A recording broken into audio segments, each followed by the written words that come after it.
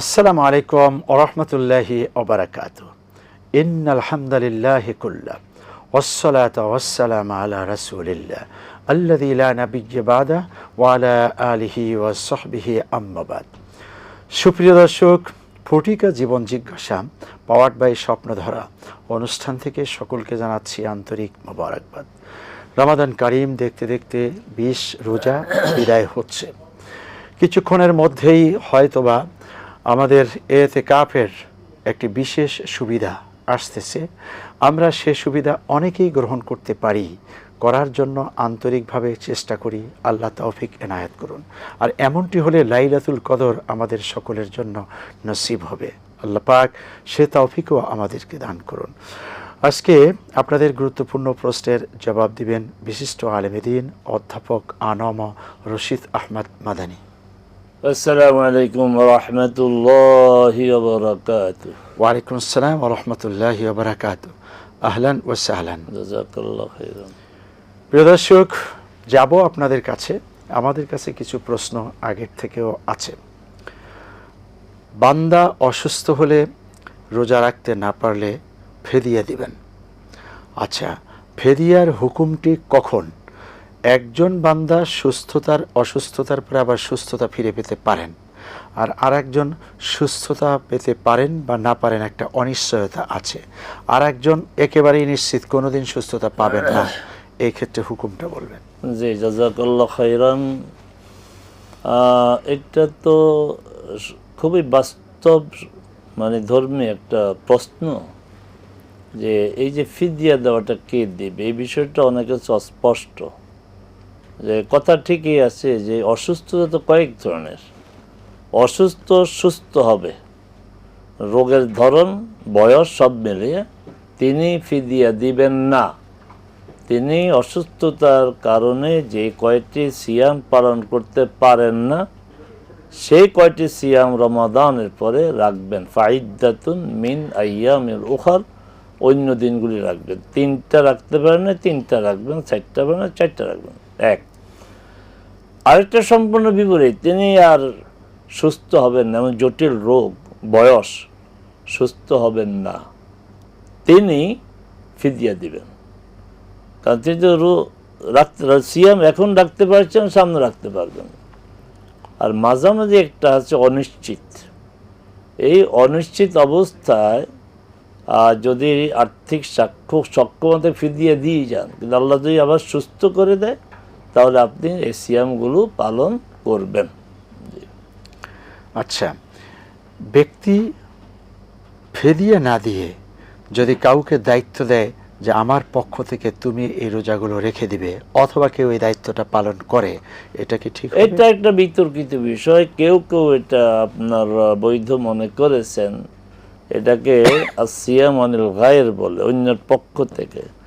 এটা অধিকাংশ ইসলামী স্কলার বলছেন না, এটা যেহেতু ব্যক্তিগত ইবাদত, ইন্ডিভিজুয়াল ইবাদত, এটা তাকেই আদায় করতে হবে, সলাতের মতো এই আদায় করতে হবে। শুধুমাত্র ইবাদতের আপনার পরিবর্তন চলে শুধুমাত্র হজে।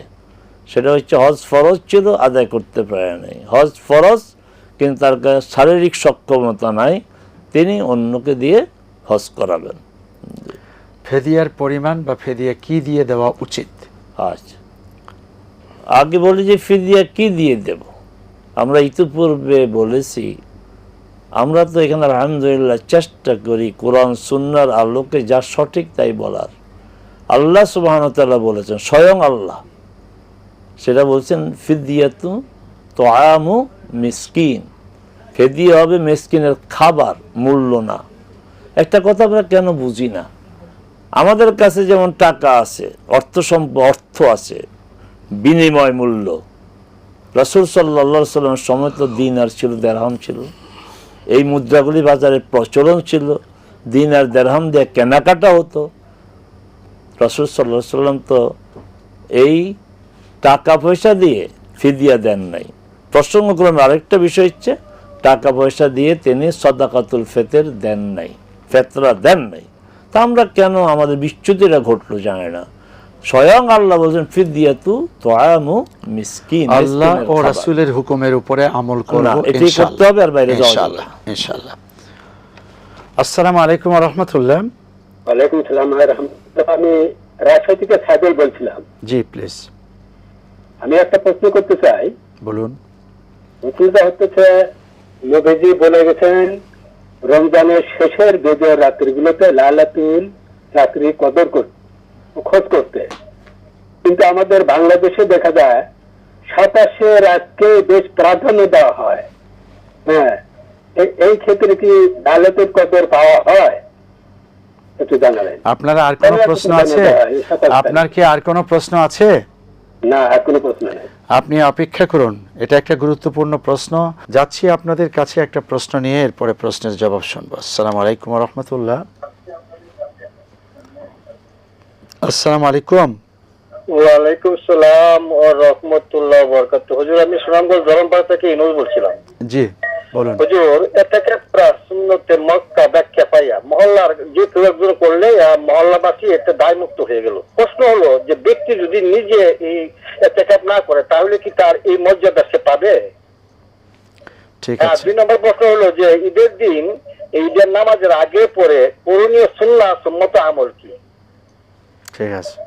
জি, তারপরে এই দুইটাই প্রশ্ন হুজুর। ওকে, ধৈর্য ধারণ করুন, জবাব আসবে। জি বিরতির আগে প্রশ্ন ছিল লাইলাতুল কদর। তো ভাই বলেছেন যে শেষ দশকের বিজোড় রাত, এটাও আপনি তো নির্ধারণ করে ফেললেন। 27 তারিখ যেমন নিশ্চিত করে বলা যায় না, এটাও তাই। বুখারী এবং মুসলিম দুইটি এই দুই ইমামের যে দুই গ্রন্থ বিশুদ্ধতার বিচারে শীর্ষে, 4টি বর্ণনা এসেছে।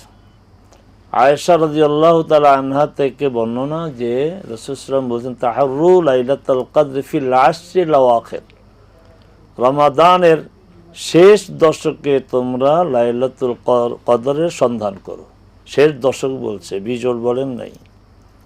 আরেক বর্ণনা আসছে তাহাররু লাইলাতুল কদর ফিল ওয়াক্তিল আশরিল আওয়াখির, ফি ওয়াক্তিল আশরিল আওয়াখির, রমাদানের শেষ দশকের বিজোড় রাতে তোমরা কদরের রাত তালাশ করো। এটা বুখারী মুসলিম। আরেকটি হাদিস রাসূল সরাসরি বলেছেন যে আমি তোমাদেরকে লাইলাতুল কদর বিষয়ে জানানোর জন্য ঘর থেকে বের হয়েছি, দেখি যে দুইজন ঝগড়া করছে। ওই ঝগড়ার দিকে মনোযোগ দেওয়াতে ফানুসিতুহা অথবা ফানাসিতুহা, আমাকে ভুলিয়ে দেওয়া হয়েছে অথবা আমি ভুলে গেছি। কাসা ইয়াকুনা খায়রাল্লাহু লাকুম, হতে পারে এটাই তোমার জন্য কল্যাণকর। তা তোমরা ফালতামিসুহা ফিত-তাসিআতি ওয়াস-সাবিআতি ওয়াল খামিস, তোমরা এটা খুঁজো। উনি পিছন থেকে শুরু করেছেন, 29-এ, 27-এ, 25-এ, সহিহ বুখারী মুসলিম। আরেকটি বর্ণনা হচ্ছে ফালতামিসুহা ফিস-সাবইল আওয়াখির, তোমরা শেষ 7 রাতে, শেষ 7-এর বিজোড় রাত। তাহলে এখানে 23 হলো, ওখানে ছিল 25, 27, 29, আর এখানে 23 যোগ হলো 23, 25, 27, 29। তাহলে 4টি বর্ণনাই সহি। 60টি হলে 21 থেকে শুরু হবে। না, 23 থেকে, 21, 23 থেকে, 23, 24, 25, 26, 27, 28, 29, 23 থেকে। আচ্ছা। তাহলে আমরা 4টি বর্ণনা পেলাম। একটা হচ্ছে রমাদানের শেষ দশকের প্রতি রাত, শেষ দশকের বিজোড় রাত, শেষ দশকের আপনার শেষ দশক সুনির্দিষ্ট করে বলছে 25, 27, 29, শেষ 7 মানে 23, 25, 27, 28, 29। বুদ্ধিমানের কাজ হচ্ছে প্রতি রাতেই লাইলাতুল কদরের সন্ধানে ইবাদত করা। এখন 27কে ফিক্সড করা যাবে না, ফিক্স করা যাবে না, 27কে ফিক্স করা যাবে। এটা ওনার মূল চাওয়া ছিল। জি, ইতিকাফ সুন্নতে কিফায়া মুআক্কাদ, এই সমস্ত পরিভাষা কোথায় পান? ইতিকাফ সুন্নাহ, এটা ফরজ না। মহল্লার মসজিদে একজন হলেও করতে হবে না, এই ধরনের কোনো কথা রাসূল সাল্লাল্লাহু আলাইহি ওয়াসাল্লাম বলেন নাই, সাহাবা কেরাম বলেন নাই, এবং এই বিষয়ে দলিল আছে বলে আমার জানা নাই। ঈদের দিনে সুন্নত। অন্য কাউকে ডেকে এনে বসালে উনি কি ওই মর্যাদা পাবেন কিনা? বসবেন কেন, উনি জোর করে বসবেন কেন? এত ভাবে নিজের দায়িত্বে বসবেন। জি, মানে এইভাবে বলে কই একজনকে বসালে না না না, সে এই মর্যাদা ধারণা পাবে না। সঠিক না যে এবং- অন্তত মহল্লা কোন মসজিদ একজনকে বসতে হবে, এই ধারণার পক্ষে কোনো দলিল নেই। আর একটা আছে ভাড়া করে বসে। এই তো একই কথা। জি, আচ্ছা, ঈদের দিনে সুন্নতের কথা বলছেন। জি।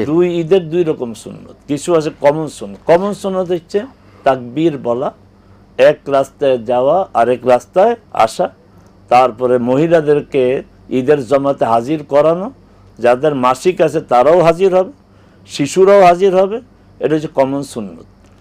আর ঈদের দুইটা ব্যতিক্রম, ওই গোসল করা, মেসওয়াক করা, সুগন্ধি লাগানো। আর দুইটা সুন্নত হচ্ছে ঈদুল ফিতরের সুন্নত হচ্ছে কিছু খেয়ে বের হওয়া, আর কোরবানির ঈদের সুন্নত হচ্ছে কিছু না খেয়ে বের হওয়া, কোরবানির পশুর গোশত দিয়ে প্রথম খাবার খাওয়া।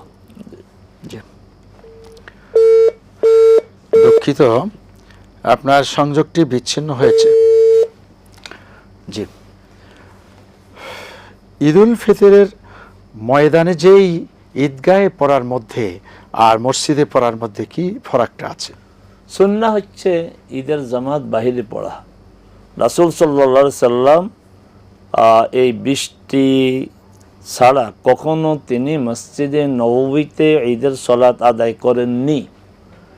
ঈদের সলাত মসজিদে আদায় করা যাবে যদি কোনো কারণে ময়দানে করা না যায়। এখন সমস্যা হচ্ছে আমরা সুন্নাহ থেকে এত সরে গেছি যে প্রতিটি মহল্লার প্রতিটি মসজিদেই ঈদের জামাত হয়, অথচ আপনার আশেপাশে স্কুল আছে, স্কুল মাঠ আছে, খেলার মাঠ আছে, ওই মাঠে ঈদের জামাত হয় না।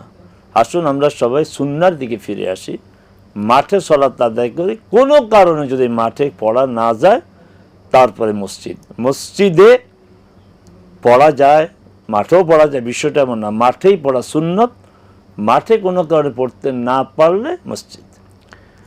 মাঠে একটা হলো বৃষ্টির কারণ, আর ঢাকা শহরে ঘন ঘন মসজিদ, মাঠ কিন্তু সেভাবে নাই। আবার যেখানে সেখানে মাঠে যে পড়ার পরিবেশও পাচ্ছে না, এই অবস্থাতে কি করে? না, হয়তো বিকল্প ব্যবস্থা আছে, তবে সব ক্ষেত্রে কথা সঠিক নয়। কারণ হচ্ছে আমার দীর্ঘদিনের আমার বসবাস মগবাজারে TNT স্কুলের সামনে বড় মাঠ আছে, কিন্তু ওই মাঠে ঈদের জামাত হয় না, আশেপাশে সব মসজিদে জামাত হয়। শুকরান, আমাদেরকে বিরতিতে যেতে হচ্ছে। প্রিয় দর্শক, অনুষ্ঠানে এ পর্যায়ে আরও একটি বিরতি, সঙ্গেই থাকুন। দেখছি আমরা ফোরটিকা জীবন জিজ্ঞাসা, পাওয়ার্ড বাই স্বপ্নধারা।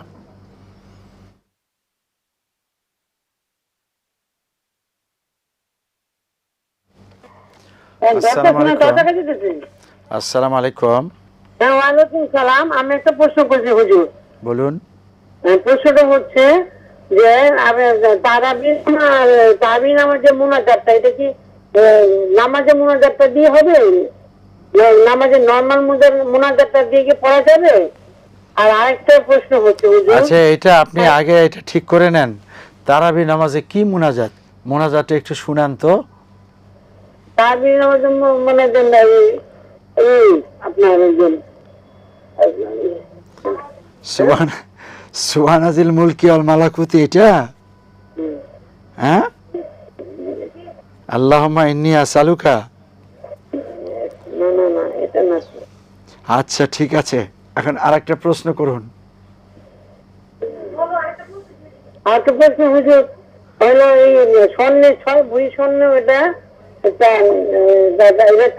টাকা জাকাতটা হবে? ওটা টাকা পরিমাণটা কি জাকাত হবে? মানে 7.5 ভরি আছে না 7 ভরি আছে? না, 6 ভরি আছে হুজুর। 6 ভরি আছে? হ্যাঁ, ওইটার যে পরিমাণ, যে টাকাটা যে আসবে, ওইটা টাকা দিয়ে কি টাকা দিতে হবে? বুঝছি, 6 ভরি আছে সোনা। আর টাকা আছে নাকি কিছু? টাকা নাই? 1 লাখ টাকা নাই? এমনি একটা টাকা তো আমি হুজুর এইভাবে বলছি না, বলছি ওই স্বর্ণেরটা যে টাকাটা আসে ওইটাও দিয়ে জাকাত হবে কিনা সেটা বলছি। হ্যাঁ ঠিক আছে, হলো যে আমাদের যেহেতু বিরতি, আপনার প্রশ্নটা ভালো করে বুঝে নেই। খালি স্বর্ণই আছে, রূপা জি, খালি স্বর্ণই আছে, জি। রূপা বা টাকা নাই? না, টাকা নাই। আচ্ছা, ঠিক আছে। তাই বলি আপনি স্বর্ণ। আপনি ধৈর্য ধারণ করুন। আমাদের কাছে কিছু প্রশ্ন মজুদ আছে, এছাড়াও অপেক্ষমান আছে, প্রশ্নটা নিয়ে নিচ্ছি। আসসালামু আলাইকুম ওয়া রাহমাতুল্লাহ। আসসালামু আলাইকুম হুজুর। ওয়ালাইকুম আসসালাম, জি হুজুর। বলুন। জি হুজুর, লাইলাতুল কদর রাতে কোন সূরা পড়লে আল্লাহ জীবনের সমস্ত গুনাহ মাফ করে দিবেন, এমন স্পেসিফিক আছে কিনা কোরআনের বর্ণনায়? আপনি কি সূরা চাইতেছেন না দোয়া চাইতেছেন? দোয়া। আচ্ছা, আর কিছু আছে? জি, আরেকটা জানতে চাচ্ছি যে আমার যখন বাড়ি করছিলাম তখন আমার স্ত্রীর সব গয়না বিক্রি করে ফেলেছিলাম। এখন যদি এই গয়না না বানাই দিই তাহলে কি ইসলামের দৃষ্টিতে কোনো পাপ হবে? আচ্ছা, দুইজনের মধ্যে মিল মহব্বত আছে না ঝগড়া আছে? না, আমাদের কোনো ঝগড়া নাই, ইনশাআল্লাহ মিল মহব্বত আছে। আচ্ছা, তো ধৈর্য ধারণ করুন। প্রশ্ন আছে, ওই প্রশ্নের জবাবের পরে আপনার জবাব পাবেন। বিরতির আগে একজন প্রশ্ন করলেন যে তারাবির কি যে দোয়া পড়া হয়, যে মুনাজাত দেওয়া হয়, এটা কি অন্য সময় দেওয়া যায় কিনা, বা অন্য সময় যে দোয়া পড়া হয়? আসলে তারাবির নামাজের আলাদা কোনো দোয়াই নেই। এবং আপনি নিজে বলতে পারেননি এ সোবান আদিল মুলকে ওয়াল মালাকুতে সোবান আল ইজ্জাতে ওয়াল জালালি মন্ত্র রাসূল সাল্লাল্লাহু আলাইহি ওয়াসাল্লাম পড়েন নাই, সাহাবায়ে কেরাম পড়েন নাই। কেউ যদি মুখস্থ থাকে ভুলে যান, এবং যাদের মুখস্থ আছে আল্লাহর হস্তে আজ থেকে পড়বেন না, পড়লে সওয়াব হবে না, কারণ আল্লাহ রসুল পড়েন নাই, সাহাবায়ে কেরাম পড়ে, বাদ দেন। তারপরে হচ্ছে কি দোয়া আছে 4 রাকাত, আল্লাহুম্মা ইন্নী আসআলুকা আল জান্নাতা ওয়া আউযু বিকা মিনান নার, ইত্যাদি ইত্যাদি। আমার নিজেরই মুখস্থ জানি না, এগুলি পড়বেন না। এগুলি পড়া সওয়াবের কাজ হবে না, গুনাহ হওয়ার সম্ভাবনা আছে। এই জন্য যেই কাজ রসুল করেন নাই, সাহাবায়ে কেরাম করেন নাই, ওইটি হচ্ছে বেদাত, আর বেদাত হচ্ছে ভ্রান্তি। আমার অবাক লাগে, কালকে আমি দেখেছি একজন খুব জোরালোভাবে প্রমাণ দিয়েছে, দুরুল মুখতার কিতাবে নাকি দোয়া আছে। থাক, অসুবিধা কি, দুরুল মুখতার কি হাদিসের কিতাব? দুরুল মুখতার যে দোয়া বানিয়ে লিখেছে, কোথায় তিনি পেলেন? তাকে তো পেতে হবে এক জায়গা থেকে। উনি একটা দোয়া লেখেন, আমি একটা দোয়া লিখবো, বারাকাত হিসেবে আরেকটা দোয়া লিখবো, তাহলে কারটা ঠিক হবে? কোনোটাই ঠিক না। রাসূল সাল্লাল্লাহু আলাইহি ওয়াসাল্লাম যে দোয়া শিখিয়েছেন ওই দোয়াই আমরা করব। এই যে এক ভাই দোয়া করেছেন, এই প্রশ্নের জবাবটা হয়ে যায়। লাইলাতুল কদরে আয়েশা রাদিয়াল্লাহু আনহা জিজ্ঞাসা করলেন আমি কোন দোয়া করব, সকল গুনাহ মাফ হবে এমন গ্যারান্টি কেউ আপনার নিতে পারবে না। সকল গুনাহ মাফ হয়ে যাবে, আকাম কুকামের অভাব নাই, আর এক দোয়া পড়লে সব মাফ হয়ে যাবে, এটা ধারণা করেন কিভাবে? হ্যাঁ, ওই দোয়াটা পড়বেন, আল্লাহুম্মা ইন্নাকা আফুউন তুহিব্বুল আফওয়া ফা'ফু আন্নি, হে আল্লাহ তুমি ক্ষমাশীল, তুমি ক্ষমা পছন্দ করো, আমাকে তুমি ক্ষমা করে দাও। শুকরান। জি। আর আসসালামু আলাইকুম ওয়া রাহমাতুল্লাহ।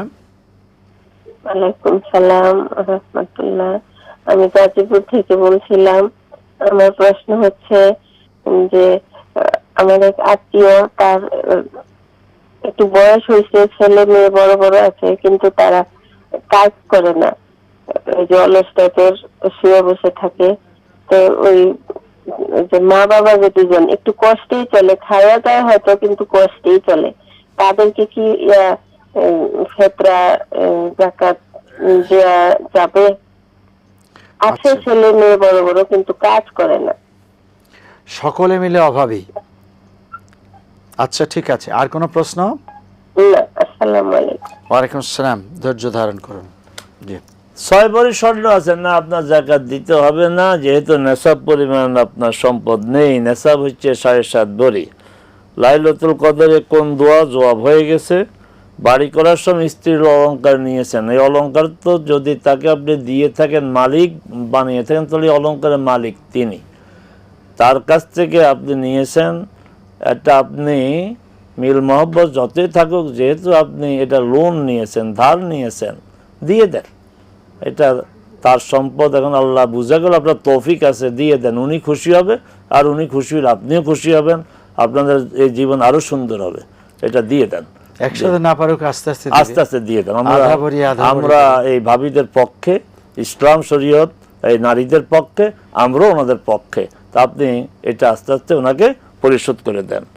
ছেলে বড় হয়েছে, পক্ষে না, হ্যাঁ তাই বলে পুরুষের বিপক্ষে না। আমরা হ্যাঁ তাই বলে পুরুষের বিপক্ষে না। আপনি যেভাবে হাসি দিয়ে কথা বলেছেন বোঝা গেল দিনকাল ভালোই যাচ্ছে, তা আপনি আর যদি এটা দিয়ে দেন তাহলে দিনকাল আরো ভালো যাবে ইনশাআল্লাহ।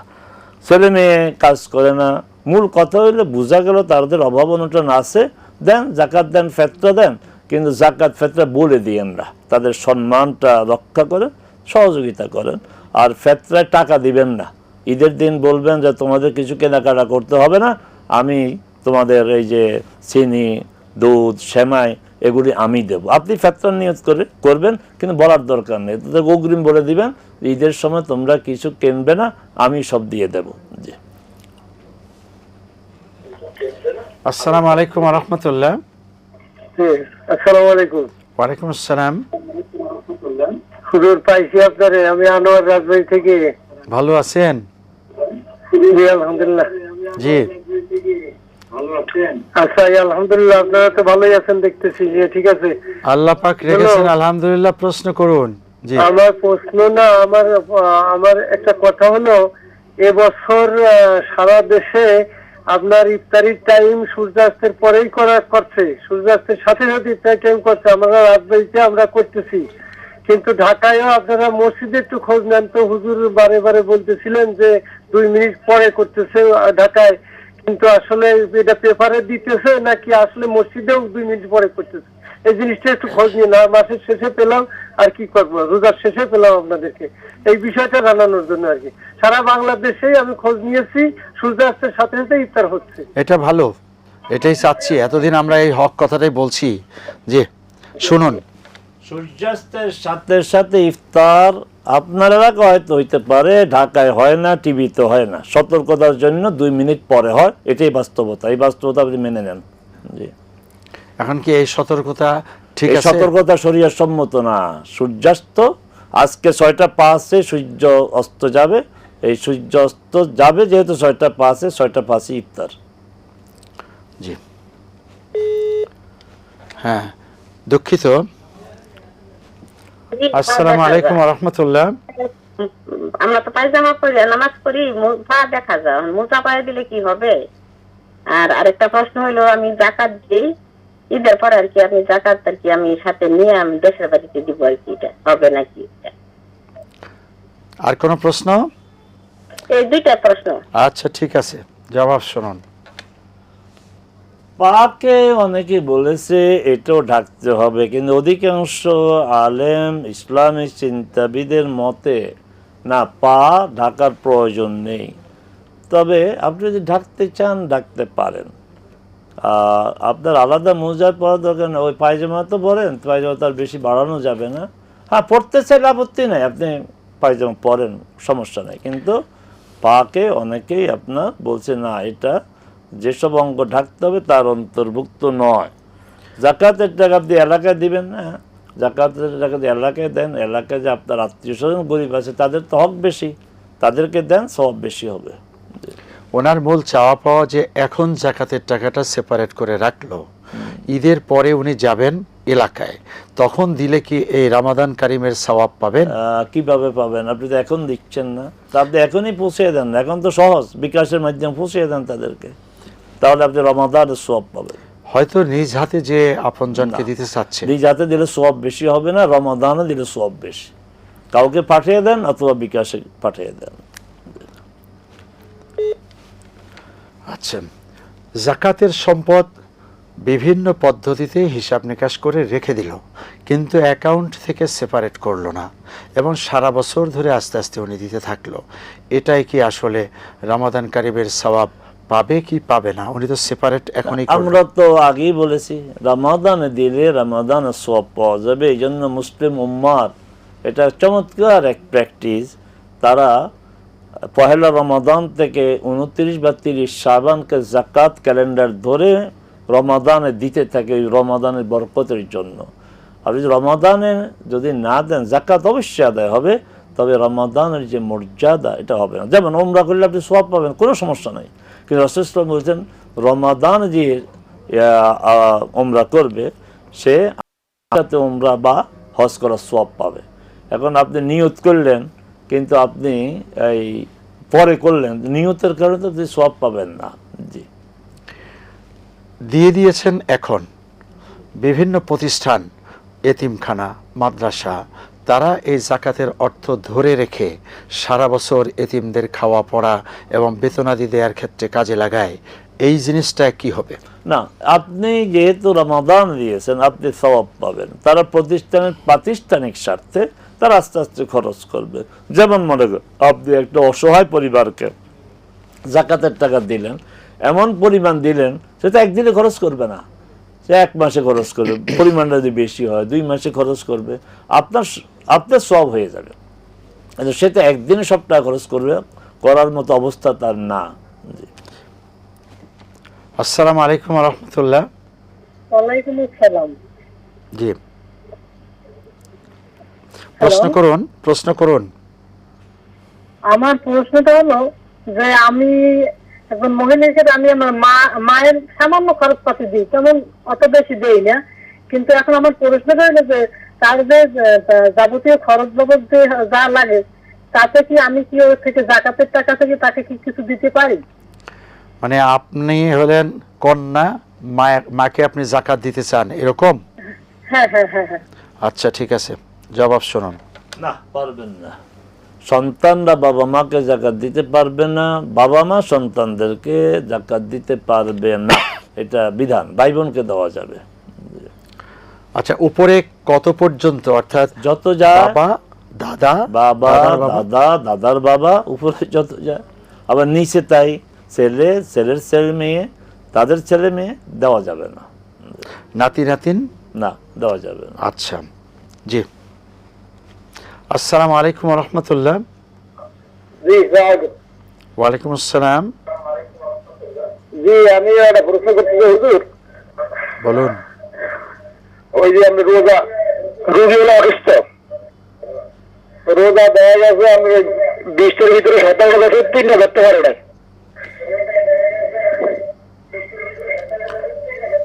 বলুন। রোগী কিসের রোগী? 3টার জন্য করণীয় কি? কিসের রোগী? হ্যালো, স্টক করছে, মিনি স্টক করছে, স্টক করছে। আচ্ছা, হ্যাঁ, রোজা ধরতে পারে না। আচ্ছা, কি করণীয় এই তো? আচ্ছা, ঠিক আছে, জবাব শুনুন। প্রশ্ন ভালো করে বুঝে আসে না। অসুস্থতার কারণে স্ট্রোক করেছে, এই কারণে 3টা রোজা রাখতে পারলো না, এখন করণীয় কি?